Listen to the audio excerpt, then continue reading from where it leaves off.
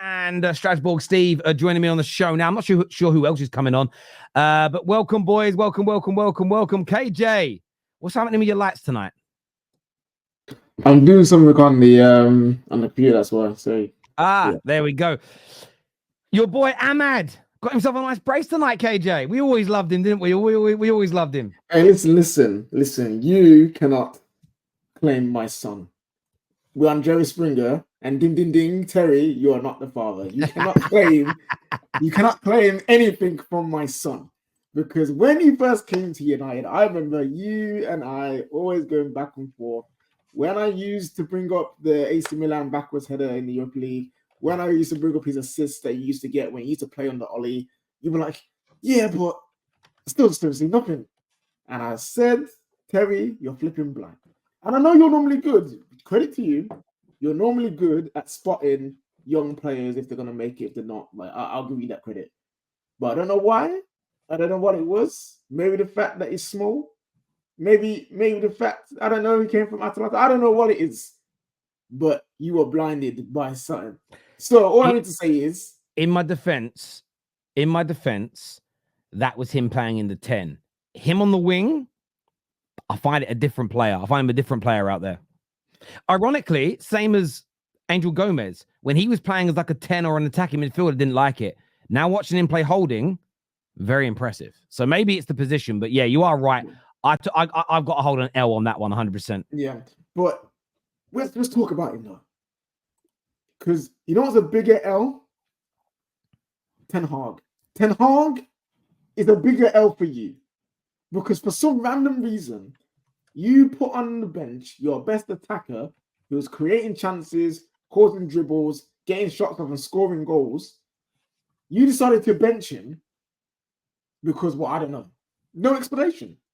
No explanation why he was benched. He just disappeared. He got sent to the shadow realm. Maybe he lost a duel with Ten Hag in Yu-Gi-Oh! And he sent him to the shadow realm. Maybe that's what it was. But he got banished for no reason. And obviously, the whole thing at Fenerbahce happened where you could see he is visibly vexed at the fact that you're bringing on a guy that he knows ain't as good as him just for him to get injured. So now you're like, oh, bro, can you go on now? Like, it was a madness. And I think that's one of the things, again, it cost him his job. I think Ahmad starting for us for how many weeks? Would have seen him develop quicker. Would have seen him involved in more goals and more assists. And we might be, I'm not saying we would be because it was still awful, but we might be looking at the table differently. We might be looking at the Europa League table differently. But I'm just happy for him because he deserves this. You can see that Ruben believes in him. You can tell that Ruben believes in him because the way that he was smiling after he scored those goals is wonderful to see. And he's a player that needs to be starting for Ruben Amorim. You know, he likes to play with these wingers /10s right close to the striker. Ahmad has to be one of those guys. He has to be. Because he's the only attacker right now that I have full confidence in that will produce something. Because from minute one, he was there with the touches, he's there with the passes, beating men, going to the byline, putting crosses in. He put a beautiful ball in for was it Højlund? And he didn't finish it. But this is what this kid can do. And for whatever reason, Ten Hag just didn't let him play. But Amorim, I'm begging. I'm pleading with you, my brother.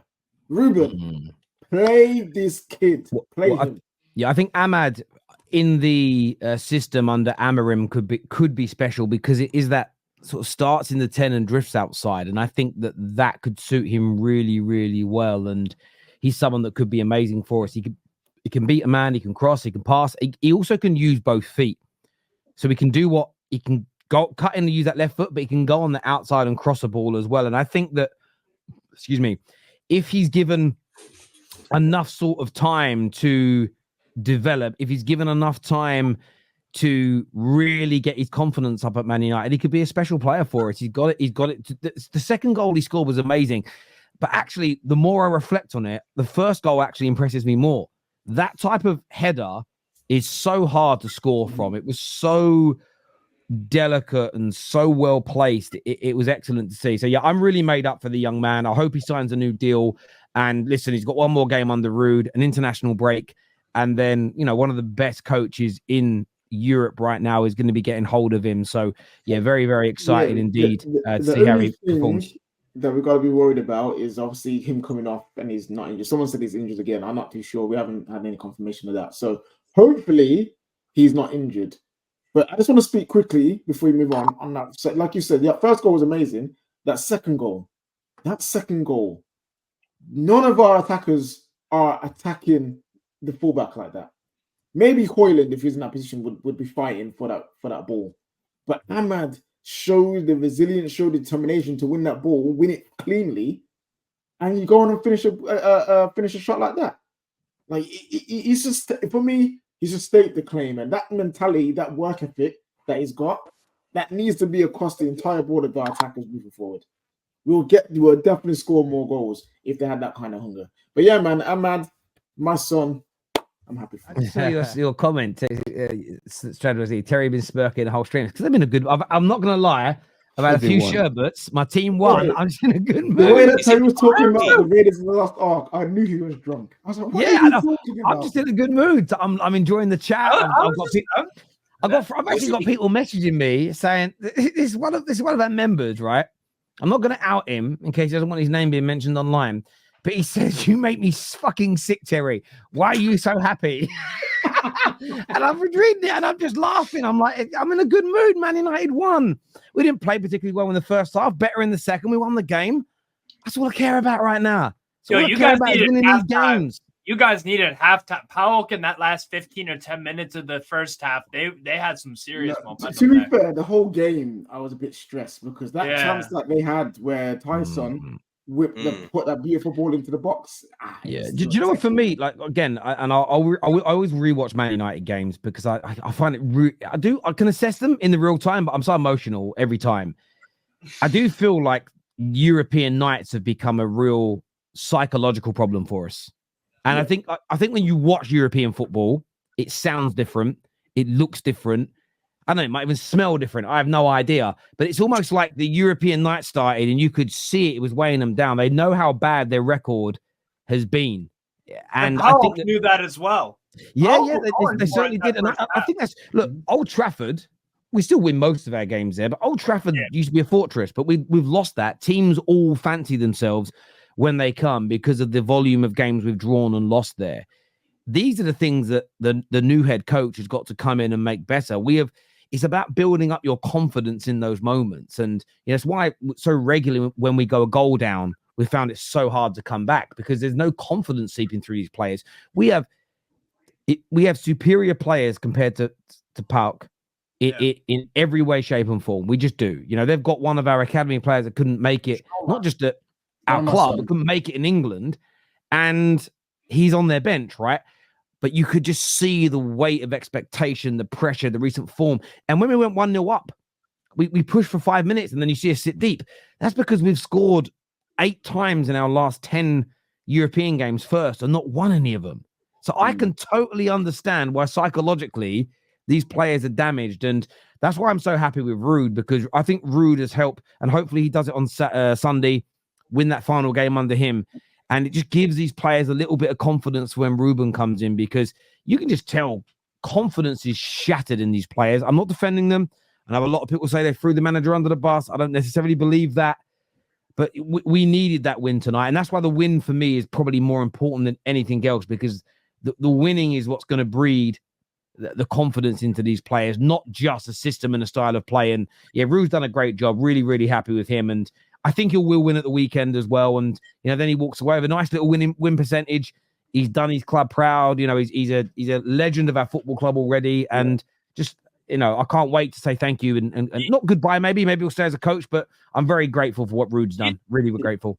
Do you think he could get an EPL job if, say, Leicester City sacks Steve Cooper? Because Steve Cooper's rubbish. Yeah, well, do you think he's gonna, or do you think he's more viable of like championship teams will be willing to? We will see. I think this stint has helped him, and people. I remember having a conversation with Staffy saying he was disappointed because he was hoping to see a bit more of what Rude can do, getting them playing. Yeah, a bit more invention or creativity. Yeah, but I'm like, at the end of the day, he's here to steady a ship, not rebuild it. You know what I mean? So he's done his job, in my opinion. And if you get, like Terry said, get your win.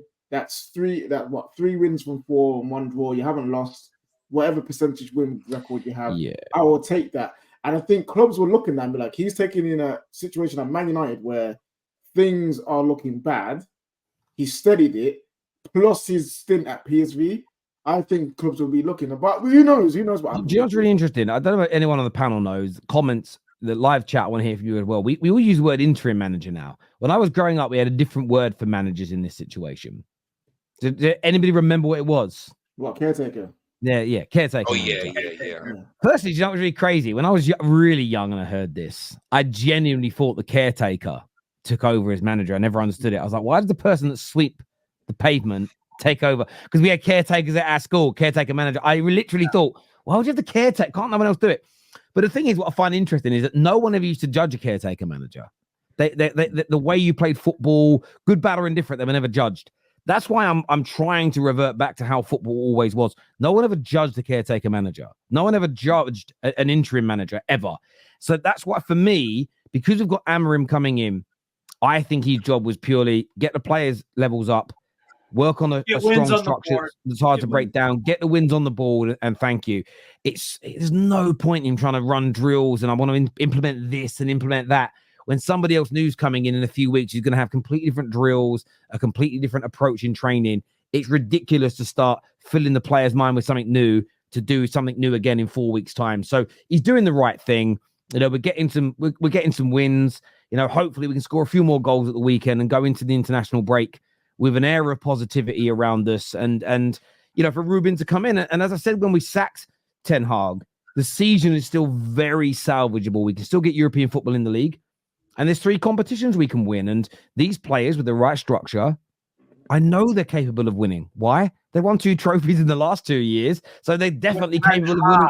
They're definitely capable of winning trophies. So yeah, look, as a United fan right now, I feel optimistic. I feel excited. I'm actually in a good mood when it comes to my football club for once, which is really nice.